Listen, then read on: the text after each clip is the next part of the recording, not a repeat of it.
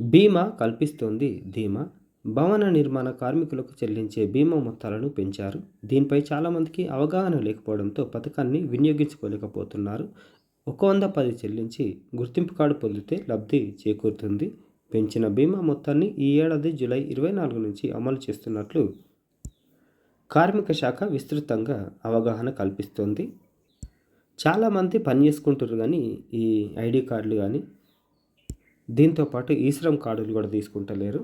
ఇది చేసుకుంటే మీకు బెనిఫిట్ ఉంటుంది.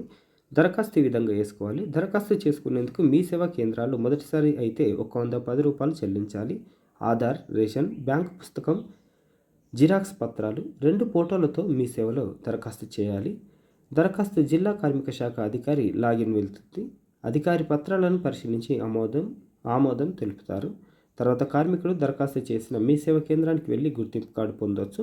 గుర్తింపు కార్డు 5 ఏళ్ల వరకు వర్తిస్తుంది. 5 ఏళ్ల తర్వాత ₹60 చెల్లించి రెన్యువల్ చేసుకోవాలి. దీనికి కొంతమంది దళారులు ఏం చేస్తారంటే ₹1000, 500 లేకపోతే ఇక వాళ్ళకు ఎంత అయితే అంత వసూలు చేసి ఇప్పిస్తున్నారు. ఇట్లా చేయకండి. డైరెక్ట్ మీరే మీ సేవకు పోతే అప్లై చేసుకోవచ్చు.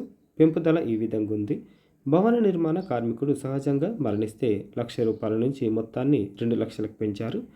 ప్రమాదవశాత్తు మృతి చెందితే 6 లక్షల నుంచి 10 లక్షల వరకు ఇస్తారు.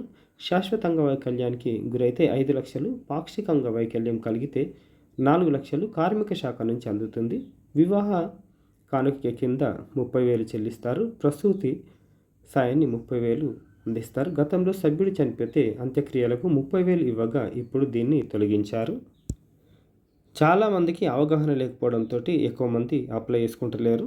ఇంకోటి ఏంటంటే దళారుల సమస్యతోటి చాలామంది వెనుక కూతురు కాబట్టి డైరెక్ట్ మీరే మీ సేవకి వెళ్ళండి, అప్లై చేసుకోండి. ₹110 చెల్లిస్తే సరిపోతుంది.